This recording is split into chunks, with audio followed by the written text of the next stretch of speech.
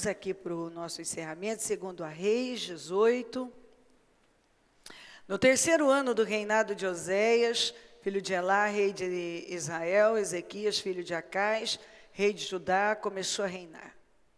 Ele tinha 25 anos de idade quando começou a reinar e reinou 29 anos em Jerusalém. O nome de sua mãe era Bia, filha de Zacarias. Ele fez o que o Senhor aprova, tal como tinha feito Davi, seu predecessor. Removeu os altares idólatras, quebrou as colunas sagradas e derrubou os postes sagrados, despedaçou a serpente de bronze que Moisés havia feito, pois até aquela época os israelitas lhe queimavam incenso e era chamada de Neustã. Essa palavra, primeiro, é você ver a história de um homem que deu início ao seu reinado da melhor maneira. Ele fez o que outros não fizeram.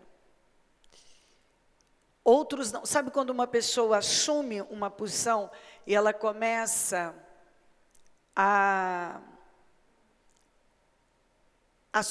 ela toma decisões radicais, corajosas, que outras pessoas não tiveram a coragem de tomar.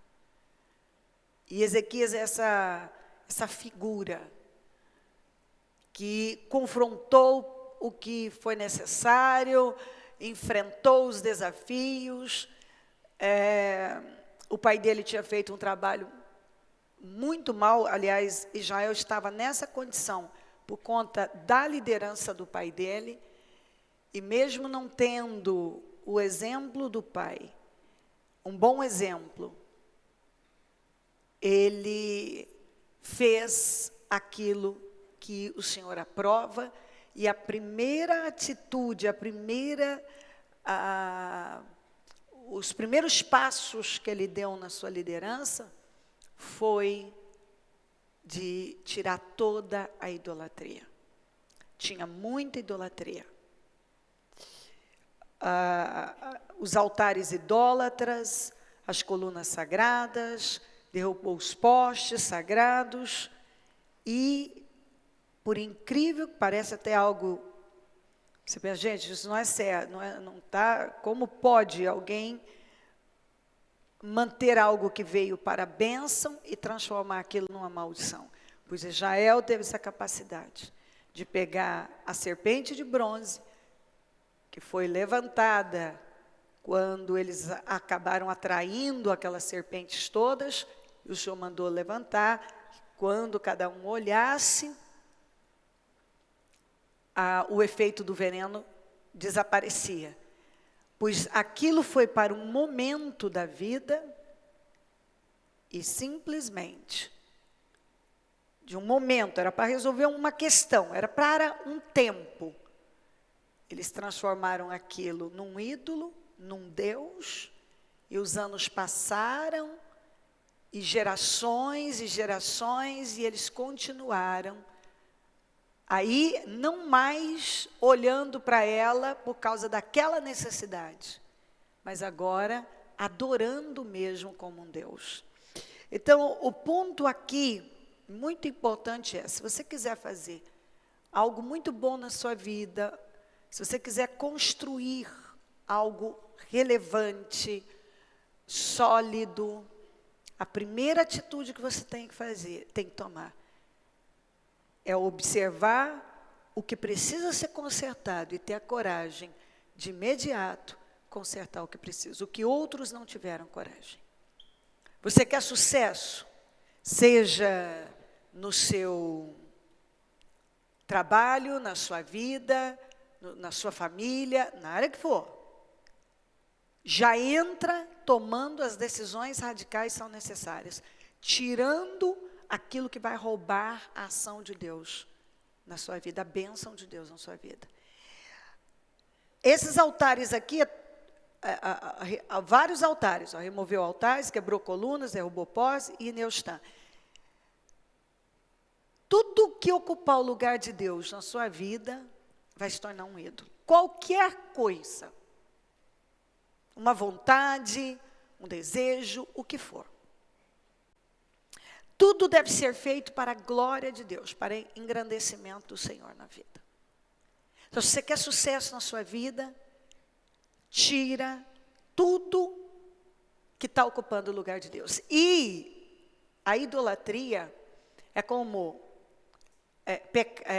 orgulho é como pecado, arrogância é como pecado de idolatria, iniquidade é como pecado de idolatria, porfiar é como pecado de idolatria, avareza é como pecado de idolatria, autopiedade, que é o vitimismo. Se você quer vitória na sua vida e prosseguir em honra, a primeira atitude é tirar tudo que representa a idolatria na sua vida. E os idólatras não herdarão o reino dos céus. Então não adianta você acha, o problema na minha vida é mudar de lugar, mudar de cidade, mudar de casa, mudar de emprego. Muitas vezes a questão é apenas uma tomada de decisão radical. Ter uma postura diferente das demais pessoas, fazer o que ninguém teve coragem de fazer, provavelmente fazer o que os seus antepassados não tiveram coragem de fazer, talvez os seus pais não tiveram coragem de fazer, e agora você tem coragem. Tomar cuidado para não pegar uma coisa que Deus colocou como bênção por um tempo na sua vida, e você agora leva isso para frente, mas não mais como aquela bênção daquele tempo, mas agora como um ídolo. Nós vamos tomar cuidado. Às vezes entra algo na nossa vida por um tempo para nos abençoar. Aquilo já findou, aquilo já é uma coisa morta, aquilo não tem mais peso, importância, aquilo é coisa do passado, mas eu estou levando comigo. Eu estou levando comigo. E isso está tomando a minha vida. E isso está tomando a minha vida, está ocupando o lugar de Deus na minha vida. Pois desde os tempos de Moisés até agora, nos dias de Ezequias, o povo ainda adorava Neustã. Quer dizer, deram o nome de Neustã, que era a serpente. Sendo que aquilo era para ter ficado, não era nem para ter entrado na terra prometida. Aquilo foi para o deserto, uma situação do deserto, para resolver um problema no deserto, e que tinha que ter ficado lá. Mas a pessoa levou com ela e se apossou daquilo, né? Aquele povo se apossou como um ídolo, como um Deus. Então, infelizmente, algumas pessoas, elas nunca conseguem construir algo realmente sólido na vida, porque elas vão transformando as boas coisas que Deus coloca diante delas em ídolos. As bênçãos em ídolos, amigos em ídolos, enfim, por aí vai. Se você quer construir algo realmente sólido, tira tudo que representa a idolatria da sua vida. Coisas que chegaram na sua vida para resolver um problema lá no deserto, lá atrás, e que você talvez tenha carregado isso com você e transformou e não quer se livrar. E Deus diz, isso foi lá atrás, filho, isso é coisa do passado, é das antigas, deixa isso aí. O que o seu pai, o que pessoas antes de você não conseguiram fazer, ou não tiveram intenção de fazer, disposição de fazer, e você agora com consciência, você tem que ter essa disposição de fazer. Então, ele começou o reinado dele, tomando decisões que outros não tinham tomado. Ele teve uma coragem de imediato, ele entendeu, eu não vou ter sucesso aqui, se eu não arrancar toda essa idolatria que está aqui. Coisas que estavam lá de anos. Sabe quando está lá, e Neustã era uma coisa de anos. Tem gente que carrega coisas já de muitos anos. E que só coisas que atrasam a vida. Mas elas querem construir hoje, ter um reinado maravilhoso, sem tomar as decisões que Ezequias tomou. De derrubar esses altares, quebrar essas colunas sagradas, derrubar esses postes, derrubar a serpente de bronze que Moisés havia levantado, coisas lá de trás, que até no momento da vida funcionou, foi até bênção. Mas não é mais. Tem atitudes, decisões que nós tomamos lá atrás, naquele momento foram decisões necessárias, importantes, mas que agora não cabem mais na nossa nova vida. Então, muito importante. Deus está falando com pessoas que, acredito eu, querem começar um novo tempo, uma nova história, e estão iniciando um novo projeto. É alguma coisa que você está assumindo aí, está começando algo, e o Senhor já está dizendo, você quer que funcione bem? Já tira da sua vida o que foi atrapalho para as outras gerações, quer dizer, o que não funcionou em outras situações na sua vida, não vão funcionar agora.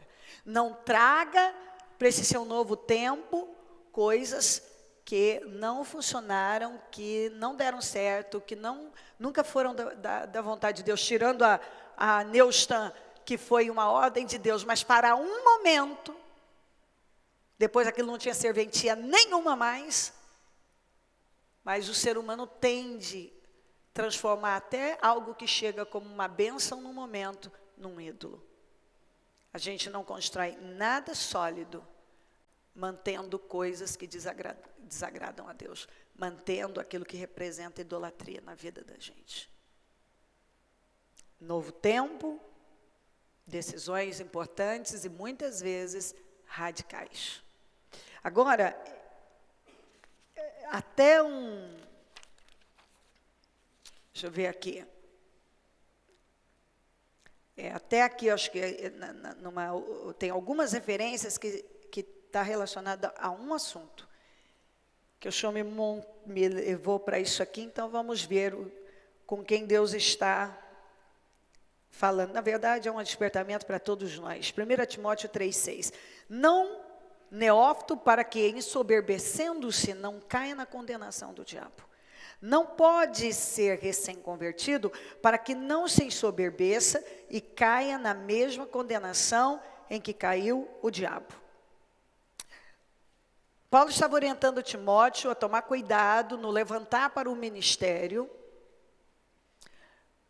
não levantar pessoas inexperientes, novos convertidos, porque não tinha o quê? Maturidade. Não tendo maturidade, já ocupando um cargo de liderança importante, ia acontecer o quê? Ia ensoberbecer. Aquilo não ia ser bênção, mas ia desenvolver orgulho, porque não tinha preparo emocional, preparo, maturidade. Ia cair no quê? Na condenação do diabo. Que foi o quê? A queda, o motivo da queda de Satanás. Qual foi o motivo? O motivo foi que ele deixou o orgulho, o egoísmo, todos os sentimentos miseráveis tomarem conta dele, e ele quis um lugar que não era para ele. Não era. Nós precisamos tomar muito cuidado. Paulo disse uma coisa muito importante: eu não ultrapassei os limites determinados por Deus na minha vida. Eu fui até onde Deus mandou que eu fosse, que era para mim, que foi liberado para mim. E às vezes o que acontece com algumas pessoas aqui, elas nunca estão, isso não tem nada a ver com aceitação, com comodismo ou passividade. A questão é que se você foi chamado para algo, e Deus deu um limite para você, olha, isso aqui é o que eu tenho com você. Não adianta você querer ser isso aqui igual o Uzias, que era rei e quis ser sacerdote. Tomou uma lepra para a vida dele. Ele não foi chamado para o sacerdócio. Ele foi chamado para ser rei. E apesar de Deus tê-lo, ele o promoveu altamente, não foi o bastante para ele. Porque algumas pessoas estão sempre insatisfeitas, elas se acostumam com o lugar em que elas estão, com a posição que elas estão, e aí elas estão sempre querendo algo que não é para elas. O Lúcifer, sendo o ser mais glorioso que Deus havia feito, não foi bastante, ele quis o lugar de Deus. Ele, cheio de presunção, de orgulho, de egoísmo, ele foi jogado, expulso e se tornou o diabo. E nós precisamos tomar cuidado, e isso Paulo está deixando claro aqui, para não imitar a conduta do diabo. Porque muitas vezes eu vejo pessoas imitando a conduta do diabo. É mais comum do que se imagina. Eu fico vendo gente brigando contra o diabo, mas imitando a conduta do diabo. Querem um lugar que Deus não determinou para elas. Não se contentam com aquilo que Deus está fazendo, e naquela posição elas vão crescer, serão honradas. Deixam os sentimentos miseráveis perigosíssimos, como orgulho, egoísmo, tomarem conta delas. O motivo da queda de Satanás foi porque ele quis um lugar que não era para ele. Ele quis uma posição que nunca foi dele, não era para ele. Ele não tinha direito àquilo. E mesmo tendo uma posição superior à dos demais, ele quis aquilo que nunca poderia e jamais seria, e ele jamais deveria ter, ele não podia ter ousado pensar numa coisa dessa. Mas não só ele ousou, como ele se rebelou e ele levantou a maior rebelião. E nós temos que tomar cuidado para nós não imitarmos a conduta do mal. Em Deuteronômio 43 diz assim: eu disse isso a vocês, está dentro desse mesmo assunto. Mas eu disse isso a vocês, mas vocês não me deram ouvidos. Rebelaram contra o Senhor, e aqui e com presunção, confiando em vocês mesmos, subiram a região montanhosa. Que história é essa? A história de Números 14 e 39. Aliás, Números 14 em geral, Números 13. Quando os espias, 12 espias foram e avistaram a terra, trouxeram os frutos e focaram mais nos gigantes, não quiseram entrar, falaram de levantar um líder que os levasse de volta para a escravidão, e falaram até de apedrejar Moisés, e por mais que Josué e Caleb lutaram ali para abrir a mente deles, foi tudo em vão. E assim, fizeram horror. Deus disse: agora eles não entram. Os filhos deles, que eles disseram que iam virar disposto de guerra, vão entrar. Mas eles não vão entrar. Acabou, agora acabou para eles. Eles não entram mais. Naquele momento eles tinham unção para entrar. Então, o primeiro ponto aqui: não queira um lugar que não é seu. Não queira ocupar um lugar que não é seu, não vai ser seu. Deus não tem preparado para você. Você quebra a cara, igual o diabo. Paulo deixou bem claro: cuidado com gente que não tem a maturidade para entender as coisas, para que não venham cair na condenação do diabo. A soberba, a altivez, o orgulho, vai levar a cair na condenação do diabo. O diabo foi condenado. Perdeu a sua posição. Você vê a gravidade que é isso. O diabo está condenado, não tem salvação para ele. E a Bíblia está dizendo para que não caia na condenação do diabo. Isso significa que uma pessoa pode cair na condenação do diabo. Deus disse: agora é a hora, o portal está aberto. Não quiseram entrar.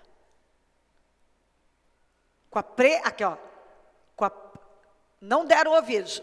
Porque aí quando Moisés disse, eles disseram: não, agora nós vamos. Está aqui, Números 14, 39. Quando Moisés transmitiu essas palavras a todos os israelitas, eles choraram amargamente.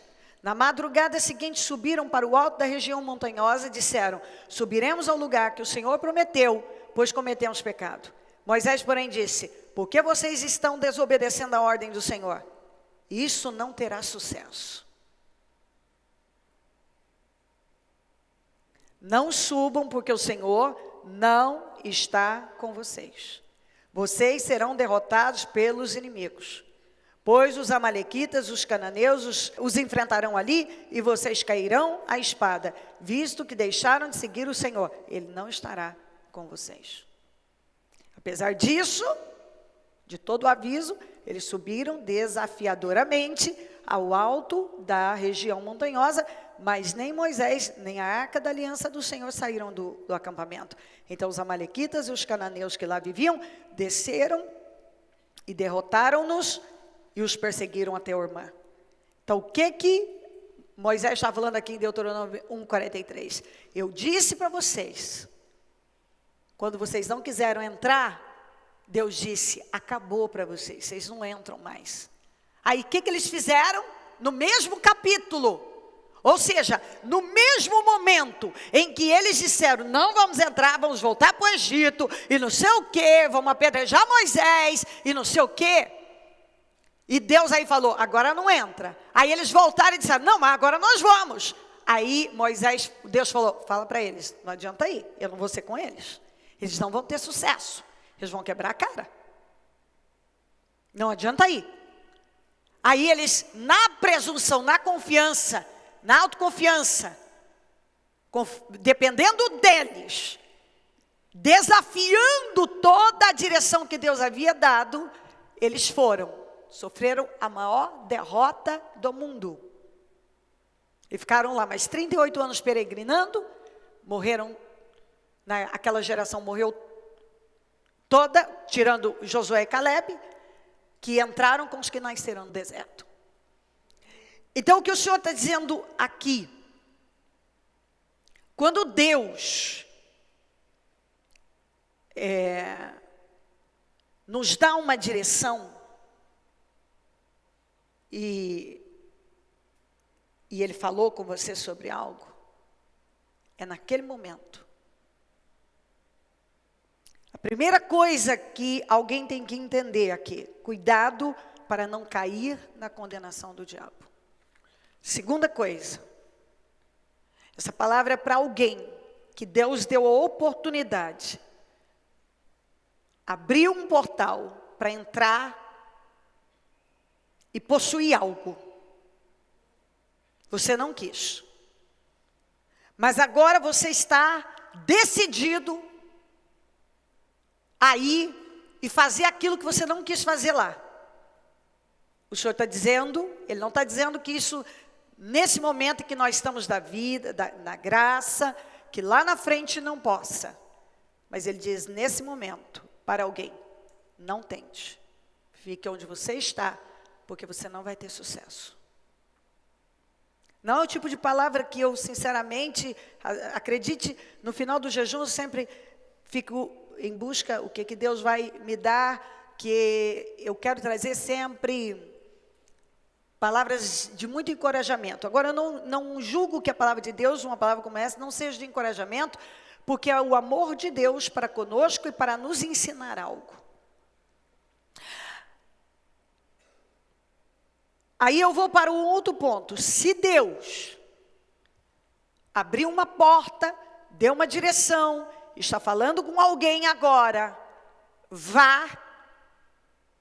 Se Deus está deixando claro para alguém aqui, enfrente algo, vá, porque eu vou ser com você, vá, por mais difícil que seja, tira o olhar dos gigantes, vá, porque Deus vai ser com você. Se você não for, eu não sei se você vai poder ir algum outro dia. Israel nunca mais pôde. A não ser os que nasceram ali. Aquela geração não pôde mais. Então, se Deus está falando algo com alguém, e você recebe como, não é para mim, é para eu ir agora. Eu vou enfrentar. Estava com medo, estava pensando em desistir e tal. Não, vá. Se tem um portal aberto, vá, porque Deus vai ser com você. Porque se você não for, talvez você não possa ir mais. Mas no meu espírito,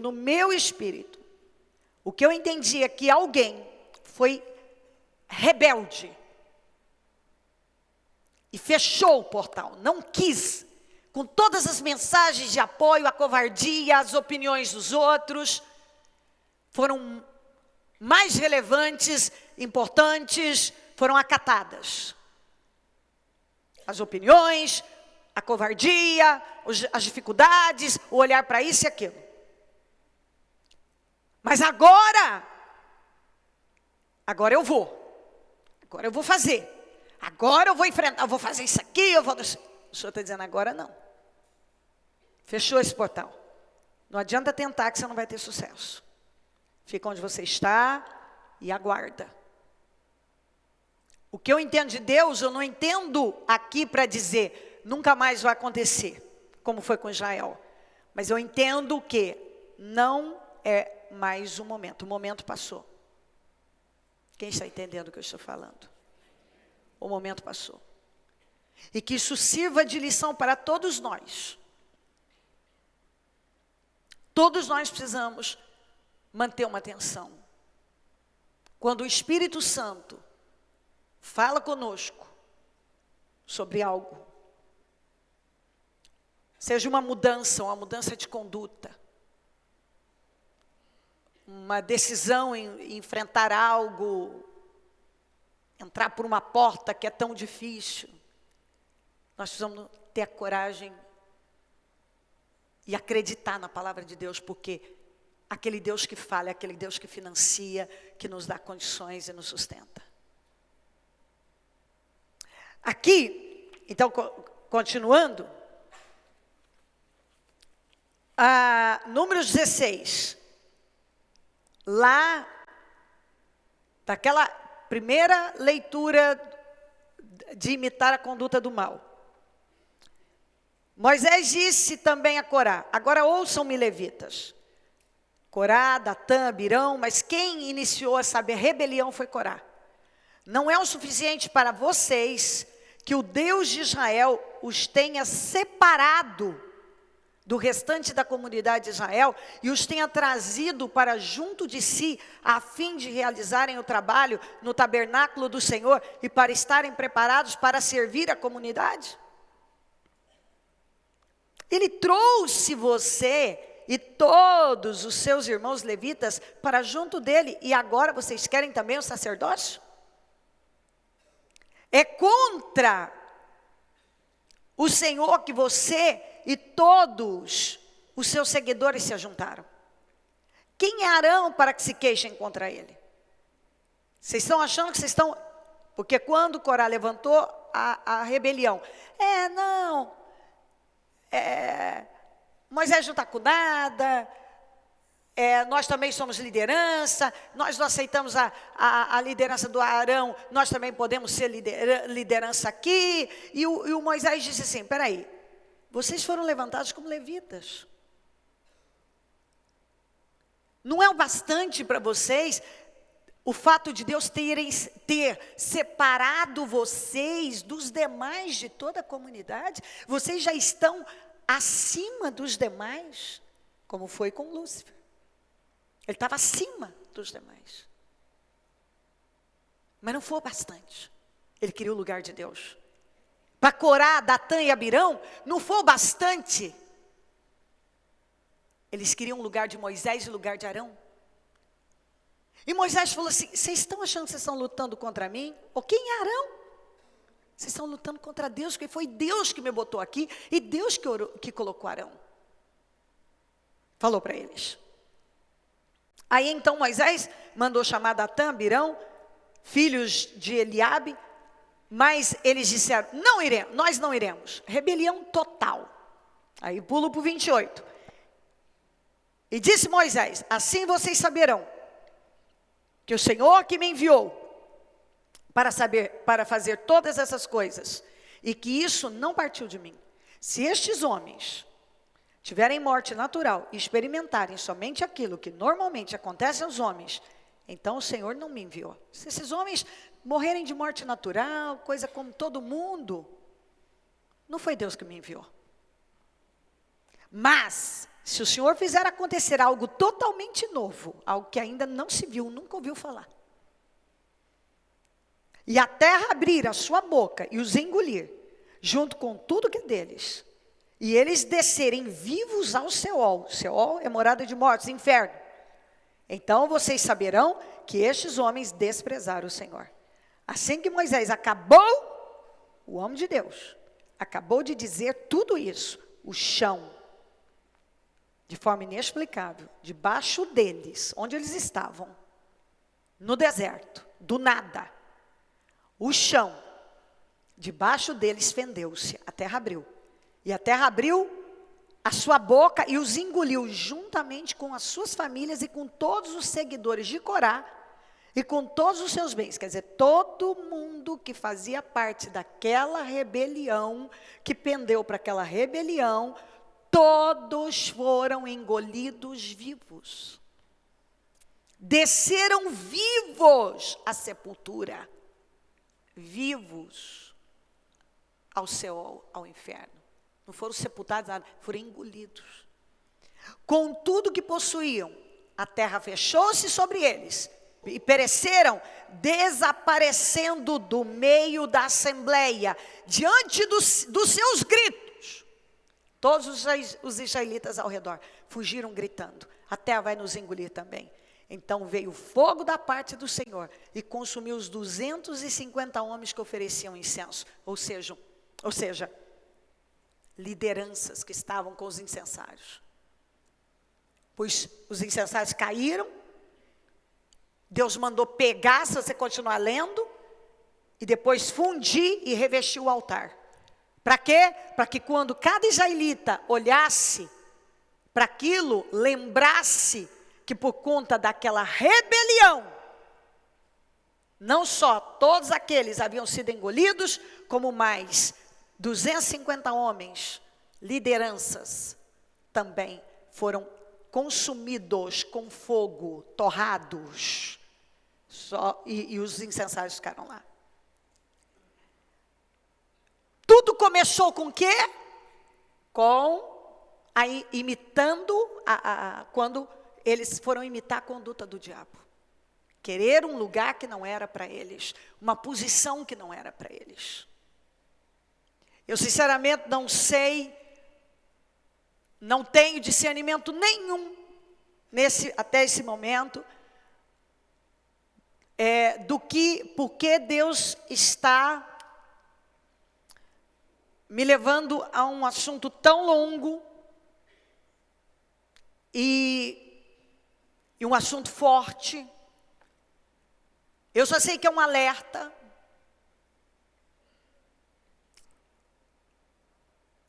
Todos nós somos alertados pela palavra. Mas sem dúvida nenhuma Deus está alertando pessoas, não imitem a conduta do diabo, não queiram um lugar que eu não determinei para vocês. Não queira ir para uma posição que não é, como Moisés falou, já não é o bastante vocês terem sido separados como levitas? Vocês querem um sacerdócio também? Vocês não foram chamados para o sacerdócio. Às vezes nós queremos uma coisa que não é para nós. E por conta disso nós deixamos esse orgulho tomar conta, o egoísmo, e agora o diabo cega, e eu vou me rebelar contra aquilo que eu não posso me rebelar, e eu fecho meu coração. E é onde eu pego problemas. Esse povo não teve, acabou para eles. E eu já vi gente destruir com a própria vida, exatamente porque imitou a conduta do diabo. Eu já vi gente perder a chance da vida, a oportunidade, porque quando a porta foi aberta, havia unção para aquilo, para aquele momento, e a pessoa não quis. Por covardia e nós precisamos tomar cuidado, porque em Neemias diz assim, mas tão logo, eu falei isso no culto da manhã, mas tão logo voltavam a ter paz, de novo faziam o que tu reprovas. Então tu os abandonavas às mãos de seus inimigos, para que dominassem sobre eles. E quando novamente clamavam a ti, dos céus tu os ouvias, e na tua compaixão os livravas, vez após vez. O que eu vejo, muitas vezes, são pessoas que, no melhor tempo da vida, quando elas estão vivendo um tempo de paz, elas voltam para o mesmo lugar que o Senhor reprova. Elas voltam a fazer aquilo que as colocou naquele problema. Elas clamam, Deus dá livramento, vez após vez, só que elas nunca saem do mesmo lugar, que é o que acontecia com Israel. Não sai do lugar, porque não tem evolução. Começa o quê? A rebelião, traz repreensão, que traz, aí a pessoa corre para Cristo, corre para Deus, pede perdão, o Senhor a restaura, ela volta a se rebelar, e assim algumas pessoas são viciadas nesse estilo de vida. Não importa quantas vezes, vez após vez, Deus tenha restaurado, levantado, elas voltam ao mesmo lugar a fazer as mesmas coisas, as coisas que colocaram elas naqueles mesmos problemas. E elas voltam, a minha vida não anda, mas não anda. Por quê? Volta a ter paz, volta para o mesmo lugar. Deus dá vitória, volta ao mesmo espírito, o mesmo comportamento, a mesma linha. E eu quero firmar isso aqui, ó. Quando Deus me deu isso aqui, especificamente, Ele colocou no meu espírito para falar com alguém que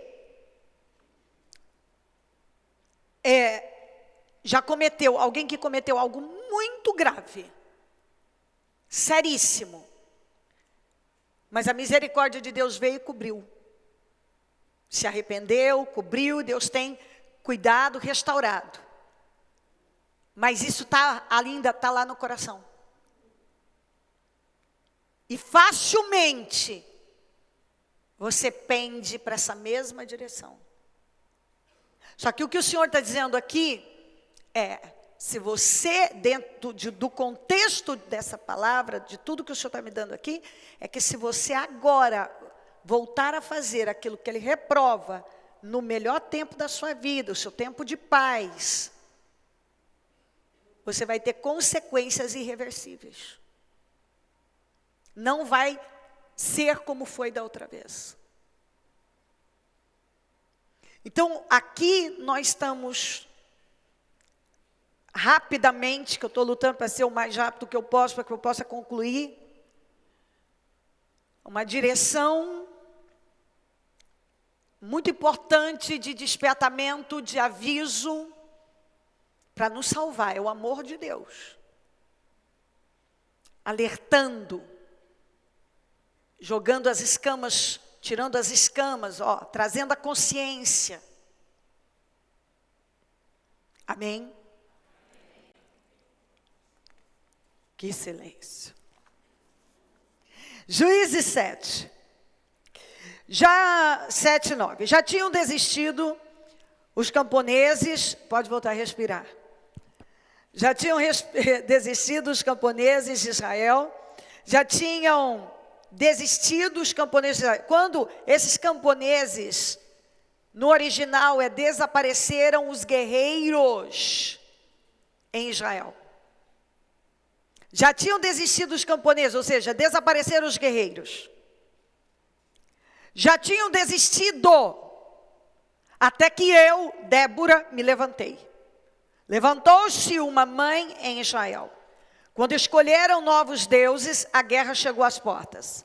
E não se via um só escudo ou lança entre 40.000 de Israel.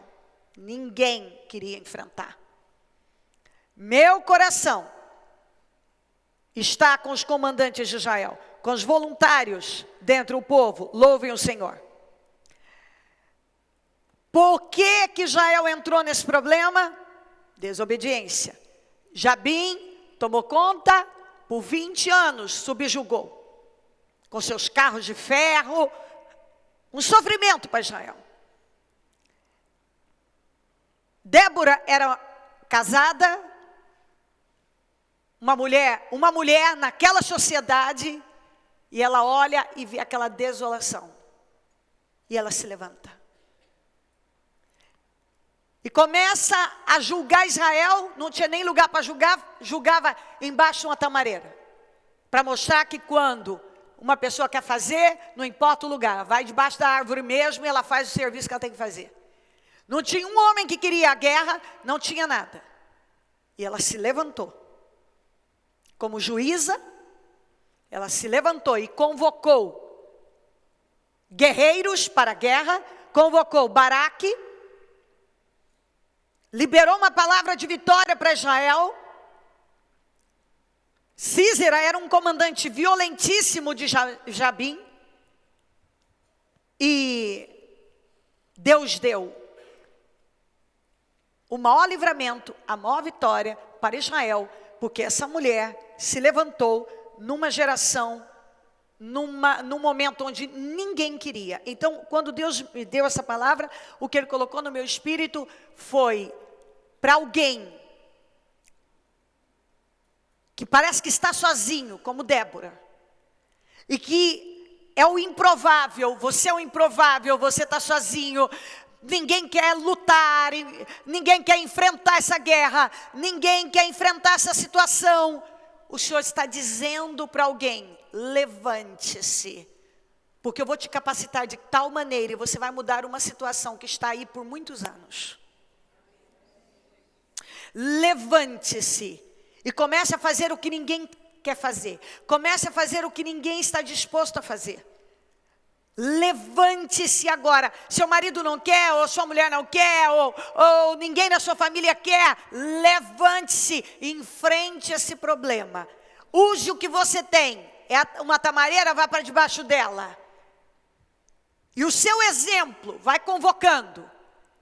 Pois ela se levantou, convocou Baraque, foi à guerra, derrotou Jabim, derrotou Sísera. Aliás, Deus deu isso para uma mulher, que isso é outra situação, porque Baraque, mas eu não vou entrar nisso. Eu quero que você pegue essa palavra.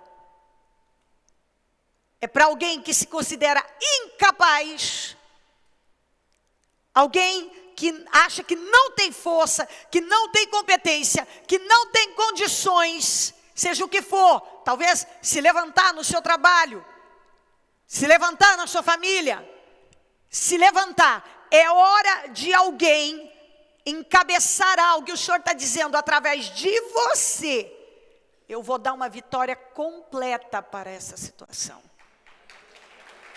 Obrigada, Jesus.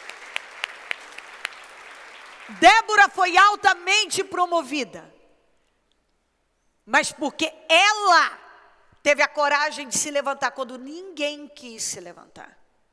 Às vezes ninguém quer fazer, ninguém quer assumir, ninguém. E você fica lá, não, descruza os braços. Não se julgue incapaz, não se julgue uma pessoa sem competência. Se Débora fosse olhar para isso, ela não teria. Mulher, numa geração, num tempo, a cultura, você sabe, a mulher não tinha voz ativa ali. E ela se levantou. E quando ela deu aquele passo, Deus honrou Débora. E ela fez coisas que nenhum homem teve capacidade de fazer. Aliás, os homens fizeram depois disso, por conta da coragem e do posicionamento forte dela. Levante-se agora. Deus está falando para alguém: levante-se agora. Mas levante-se agora, porque você vai ver o tamanho do livramento. Esse Jabim está aí há 20 anos no poder. Essa situação está aí perdurando, está aí há tanto tempo. Vai cair por terra. Em nome de Jesus. Uma outra situação é Juízes 3,15, que diz: novamente os israelitas clamaram ao Senhor que lhes deu um libertador chamado Eude, homem canhoto, filho do benjamita Gera. Os israelitas o enviaram com pagamento de tributos a Eglon, rei de Moabe. Quando se fala de canhoto aqui, no hebraico, significa o quê? Fechado, incapacitado, amarrado na mão direita. Dá sentido como se ele tivesse uma deficiência. Esse é o sentido. Ou seja, ele não seria a pessoa indicada. Então vamos colocar exatamente assim. Eude não seria a pessoa indicada para ser um guerreiro para libertar Israel. Às vezes nós somos realmente os menos indicados. Que alguém olha e diz assim, não, isso aí não tem, ele não tem capacidade para isso. Só que Eude libertou Israel daqueles 18 anos sendo subjugado por Eglon, o rei de Moabe, matou esse rei, entrou e teve uma estratégia e matou esse rei.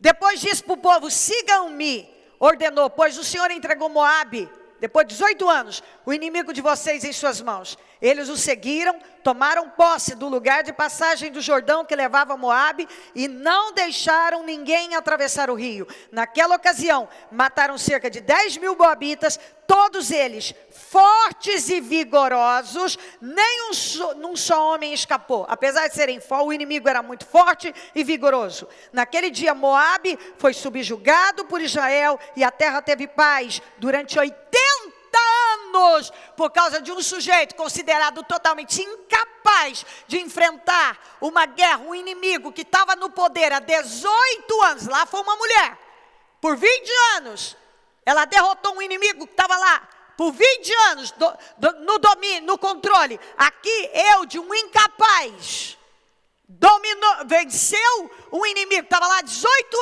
anos, e a terra teve paz por 80 anos após aquela atitude dele, e naquele dia Deus subjugou Moabe. Então o que eu entendo aqui primeiro é Deus chamando os Eudes, os que são considerados incapazes. Ele quer levantar, Ele quer te usar para coisa grande. Ele quer te colocar à frente de algo que talvez aos olhos humanos você não tem competência para isso. Não tema em enfrentar, em assumir uma posição que talvez as pessoas olhem e dizem, você não é o qualificado. E Deus está dizendo, eu usei Eude, o canhoto, eu vou usar você. Eu vou usar você. Moabe estava lá 18 anos. E foi subjugado. Então isso aqui o Senhor está dizendo de um problema que está aí há muito tempo, que vai ser subjugado por alguém considerado incapaz de vencer aquilo, de ocupar aquela posição. Não tenha medo de ocupar a posição, mesmo dizendo alguém, querendo mostrar ou colocar na tua cabeça que você não é o qualificado. Deus manda e Ele financia, e o que você não tem a unção compensa. Ele vai te dar a visão necessária. Com a bênção de Deus, você pode trazer uma bênção para a sua família, para esse trabalho, para o reino de Deus, mesmo não sendo aos olhos das pessoas o qualificado. Mesmo não sendo. Amém. Eu vejo pessoas desistindo de coisas grandes, porque se consideram desqualificadas para aquilo. E o Senhor está dizendo, não faça isso mais. Porque por intermédio de você, eu vou dar vitórias grandiosas. Eu vou subjugar esse Moabe aqui, que é esse inimigo terrível. E eu, através da sua atitude, eu vou trazer paz. Ou seja, com essa atitude, o desqualificado levou a nação a viver 80 anos de paz. 80 anos de paz. E isso não é forte? Gênesis 30, 22 a 24. Deus lembrou-se de Raquel. Deus ouviu o seu clamor e a tornou fértil. Ela engravidou, deu à luz um filho e disse, Deus tirou de mim a minha humilhação. Deu-lhe o nome de José e disse, que o Senhor me acrescente ainda outro filho. Por que eu quis ler essa passagem? Porque isso aqui é para uma pessoa, como foi Raquel. A história de Raquel era uma pastora de ovelhas, do rebanho do pai, uma menina alegre, feliz, bonita, até que ela sofreu um baque na vida dela. Ela era prometida para Jacó, que trabalhou 7 anos por ela, e o pai dela, traiçoeiramente, foi e deu a irmã dela no lugar dela, e depois, uma semana depois, é que ela foi, e ela entrou já numa situação que era para ela, a vitória era para ela, e o pai foi traiçoeiro, deu a irmã, e depois ela veio como segunda esposa. Ali, a Raquel que era feliz, a Raquel que era uma menina boa, uma menina legal, uma menina alegre, uma menina bonita, se tornou uma manipuladora, invejosa, que vivia para competir, amarga. E lá ela ficou anos seca, estéril. Porque é isso que a amargura faz com as pessoas. A amargura faz com que a vida de uma pessoa se torne uma vida estéril. Você não vê Raquel falando com Deus, você vê Raquel botando o nome de Deus nas coisas, mas sempre agindo na carne, competindo com a irmã e naquela amargura. Até que chegou um momento que a Raquel cansou, que é esse aqui. E ela foi buscar Deus, parou aquela competição, aquela briga, e ela foi buscar Deus. E quando ela se humilhou, e a Bíblia diz que foi a oração dela, não foi a oração de Jacó, foi a oração dela. E se Deus a respondeu, é porque ela se humilhou. E ela disse, Ele tirou minha humilhação. Porque, por causa daquele baque, ela se amargou. E aí, o orgulho, a arrogância, a amargura, fizeram ela o quê? A ser humilhada por anos a fio, sendo humilhada, e na competição. E agindo na força do braço, deu a serva para o marido, competindo com a irmã, aquela coisa, uma bagunça. Leia a história e você vai ver. Mas quando a Raquel deixou o passado, certamente acabou perdoando, e ela... A Raquel se tornou, além de tudo isso, quando ela batia de frente com Jacó, me dê filho, senão eu morro. Não era mais aquela moça de quando ele conheceu. Porque ela deixou sentimentos tomarem conta dela. E ali a vida dela secou. Mas o que eu entendo é que deve ter alguma Raquel que tem vivido por muito tempo, por conta de, não sei, um abuso, um baque na vida, que afetou e te amargou e você foi cedendo para a amargura. Mas agora você tem se voltado para Deus. E por esse tempo todo a sua vida tem estado estéril. Mas agora o Senhor deixa isso aqui. Você tem orado a Deus, tem falado com Ele, Ele está dizendo exatamente aqui, como está essa palavra. Deus ouviu o seu clamor, Deus vai te tornar fértil, Deus vai restaurar a sua vida, Ele vai cumprir o desejo do seu coração. Ela teve José, Deus deu José para ela, depois deu Benjamim, e ela saiu daquela sequidão, daquela humilhação, daquela amargura. Mas só quando ela foi a Deus e se humilhou diante de Deus. E se livrou daqueles sentimentos miseráveis. Então eu acredito na restauração de alguma Raquel, que ficou muito tempo infértil, aí padecendo na humilhação, por conta de tudo que deixou entrar no coração. Mas como Raquel se voltou para Deus e foi ouvida, então eu creio que Deus está dando uma resposta para alguém. A partir do momento que você se voltou para mim, da maneira certa, tem dado lugar às mudanças internas. Seu clamor foi ouvido e eu estou te tornando fértil, sua vida fértil. Então isso significa, quando fala fértil, engravidar, gerar filhos, dar à luz, pode ser dar à luz a projetos, a uma família, também a filhos, cabe aqui, enfim. Fértil, uma vida, antes era estéril, agora Deus a tornou, a Bíblia diz, a tornou fértil.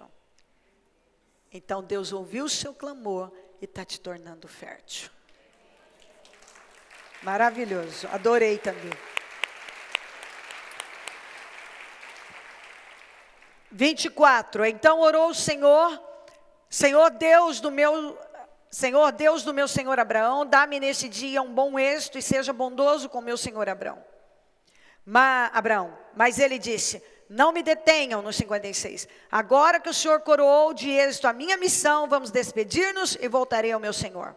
Aqui fala da missão do servo de Abraão, o temor dele era uma missão muito importante, a missão de trazer a esposa do Isaac. Então era uma missão seríssima, ele não podia falhar.